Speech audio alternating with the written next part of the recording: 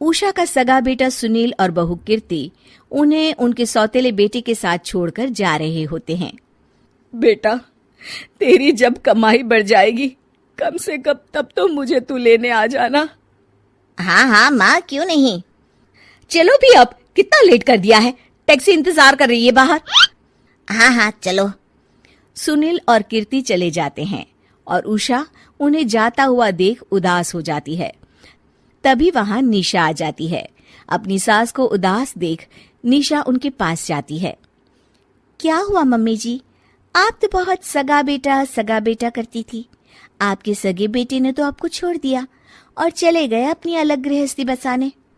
देख बहू, मेरे बेटे को कुछ भी कहने की जरूरत नहीं है। मुझे यकीन है कि जब उसकी तनख्वाह बढ़ जाएगी तो वो मुझे लेने जरूर आ जाएगा। हाँ, ये भी देख लेंगे कि वो लोग आपको वापस लेने आते हैं या नहीं। तब तक तो आप भी यहीं हो और मैं भी। उषा अपने बेटे के ना होने से बहुत ही उदास रहने लगती है। उन्होंने खाना खाना भी छोड़ दिया। सुनिए जी, मम्मी जी ने आज भी कुछ नहीं खाया। जब भी खाने के बारे में पूछती हूँ तो कह देती हैं भूख नहीं है और अपने कमरे में ही बैठी रहती हैं। ये सुनकर ऋषभ अपनी माँ के पास खाना लेकर जाता है। माँ, सुनील बेटा आ गया तू? ओह, तू है। माँ, मैं खाना लाया हूँ, खा लीजिए प्लीज। आप ऐसे भूखी रहेंगी तो बीमार पड़ जाएंगी। मुझे भूख नहीं है, ले जा तू खाना। ठीक है, फिर जब तक आप नहीं खाएंगी मैं भी नहीं जाने वाला यहाँ से। अरे तू क्यों जिद करता है? कहा ना मुझे भूख नहीं है। अरे मम्मी जी, आप खा भी लीजिए ना, ये कितने प्यार से आपको खिला रहे हैं, उसकी तो कदर कर लीजिए कम से कम। अरे तू क्यों बीच में हमेशा अपनी टांग अड़ाती है? ठीक है, लाओ दे दो। कम से कम खाने के बाद तुम दोनों तो इस कमरे से जाओगे। उषा खाना खा लेती है और ऋषभ और निशा ये देखकर खुश हो जाते हैं। चलो, कम से कम माँ ने खाना तो खा लिया। उषा एक दिन सुनील को फोन मिलाती है। हेलो बेटा सुनील, तू घर मिलने आ जाना बहू को लेकर। कितने दिन हो गए, बहुत मन कर रहा है मेरा। हाँ हाँ ठीक है माँ, ऑफिस में बहुत काम है, टाइम मिला तो आ जाऊंगा। सुनील फोन काट देता है। हेलो सुनील बेटा। सुनील की बात सुनकर उषा उदास हो जाती है। तभी वहां ऋषभ आ जाता है। माँ, ये देखो, मैं जलेबी लाया हूं तुम्हारे लिए, तुम्हें बहुत पसंद है ना? उषा जलेबी देखकर बहुत खुश हो जाती है। अरे वाह, जलेबी ला दे।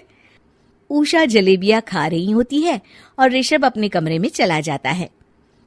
देखा मम्मी जी, आपका ये कितना ख्याल रखते हैं, और प्यार सगे और सौतेले से नहीं आका जा सकता। आपको उदास देखकर ये आपके लिए तुरंत जलेबी ले आए, यही तो प्यार होता है। ये कहकर निशा वहां से चली जाती है और उषा सोचने लगती है, शायद तू ठीक कह रही है बहू। उषा देखती है कि ऋषभ उसका बहुत ख्याल रखता है और उसे उसकी गलती का एहसास होने लगता है। एक दिन सुनील और कीर्ति घर पर आते हैं। उषा उन्हें देखकर खुश हो जाती है। और माँ कैसी हो? अरे बहुत अच्छी हूँ। ऋषभ और बहू मेरा बहुत ख्याल रखते हैं। वैसे मुझे नहीं लगा था कि तू आएगा बहू के साथ। क्यों, ऐसा क्यों लगा आपको माँ? बेटा, फोन पर तूने कहा था कि तुझे बहुत काम है। हाँ माँ, पर मुझे ये भी तो पता था ना कि मेरी माँ इंतजार कर रही होगी मेरा।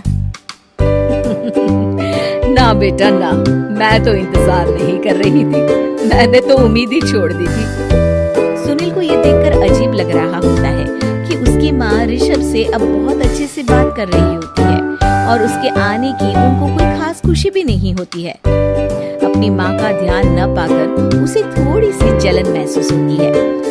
माँ, ये देखो मैं क्या लाया हूँ, साड़ी तुम्हारे लिए। हाँ बेटा, अच्छी है साड़ी तो। अच्छी है तो फिर आप आज इसे पहनो और फिर कहीं घूमने चले जाते हैं। बेटा, ऋषभ ने भी मुझे साड़ी दी थी, आज तो मैं वही पहनूंगी। तेरी दी हुई साड़ी फिर कभी पहन लूंगी। सुनील को अब बहुत ही ज्यादा जलन हो रही होती है।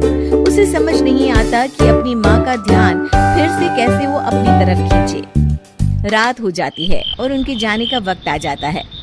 माँ चलो अपना सामान बांधो और हमारे साथ चलो।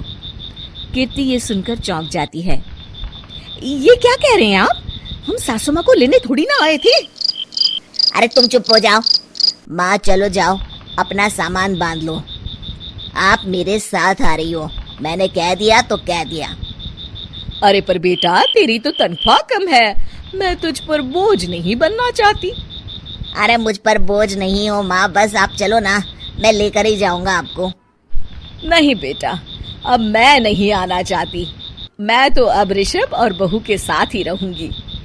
ये सुनकर ऋषभ चौंक जाता है। ये क्या कह रही हो माँ? हाँ बेटा, मैं कहीं नहीं जाने वाली अब। माँ अब सच में नहीं जा रही? नहीं बेटा, मैं तो तेरे पास ही रहूंगी अब, और जो प्यार मैं तुझे नहीं दे पाई वो सब दूंगी बेटा। ऋषभ और उसकी माँ गले मिलते हैं और निशा खुश हो जाती है।